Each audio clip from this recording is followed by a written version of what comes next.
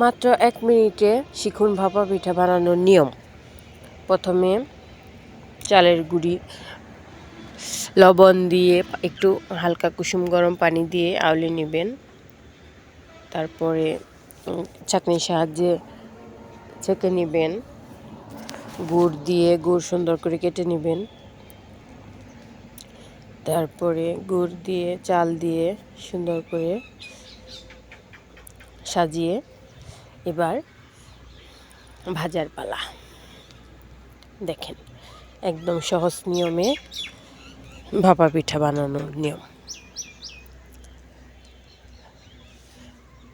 যে কোনো জায়গায় যে কোনো হাঁড়ি দিয়েই বানানো যায়, একদম সহজ। যে কেউ একবার দেখলেই পারবেন। একদম সহজ নিয়মে ভাপা পিঠা বানানো শিখুন। পানিটা বলক তুলে নেবেন। বলক তুলে নিয়ে তারপরে ভাপা পিঠাটা দিবেন, তাহলে পিঠাটা সুন্দর হবে। দেখেন, ভাপ উঠতেছে, এখানে পিঠাটা দিতে হবে। সাবধানে, হাতে যেন ভাপটা না লাগে।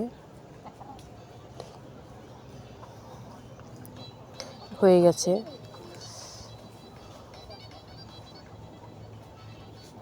একদম সহজ নিয়মে দেখেন কি সুন্দর হয়েছে।